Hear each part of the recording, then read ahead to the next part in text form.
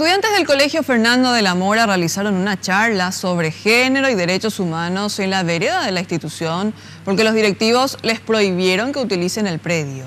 Repudian la resolución del MEC que prohíbe la utilización de materiales sobre diversidad de género dentro de las aulas.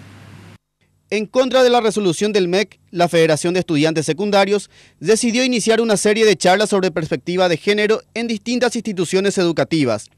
Esta vez le tocó el turno al Colegio Fernando de la Mora, donde hubo inconvenientes. Consideran la postura del MEC como un retroceso en materia de derechos humanos que viola convenios internacionales firmados por el país. Nos parece una falta de respeto hacia lo que nosotros estamos organizando. Somos estudiantes que queremos informarnos y no tenemos por qué, porque estamos recibiendo nuevamente hostigación de que esto, de que otras cosas, porque a ellos no les parece que nosotros no tenemos que informarnos, solamente nos queremos informar, ellos nuevamente tratan de cortarnos nuestros propios derechos. Así estamos de acuerdo con una educación integral de la sexualidad, ya que debemos conocer también las posibilidades, las estadísticas de la verdad, donde niños y niñas aumentan en cifras las violaciones, el acoso en las escuelas, lo cual es un factor que debe ser solucionado por el Ministerio de Educación y Ciencia y no tapar con supuestas mentiras que él plantea como verdades, como lo que es la ideología de género. Los debates son organizados por la Articulación Igualdad de Género, sí, que cuenta con más de 35 organizaciones sociales, entre ellas estudiantiles.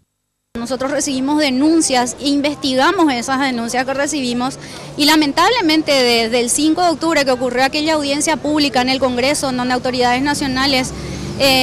por sobre todo evidenciaron su postura en base a creencias religiosas y morales, lastimosamente, y no en base al respeto irrestricto de los derechos humanos de todas las personas. Estamos viendo un hostigamiento principalmente a los estudiantes secundarios y también universitarios que están buscando mayor información científica sobre el tema de la perspectiva de género, que el género no es otra cosa que una categoría analítica, ¿verdad?, y descriptiva de las ciencias sociales que nos permiten ver las diferencias históricas de poder entre hombres y mujeres, y en esas diferencias poder buscar construir políticas públicas para que se derriben esas barreras de exclusión hacia ciertos sectores.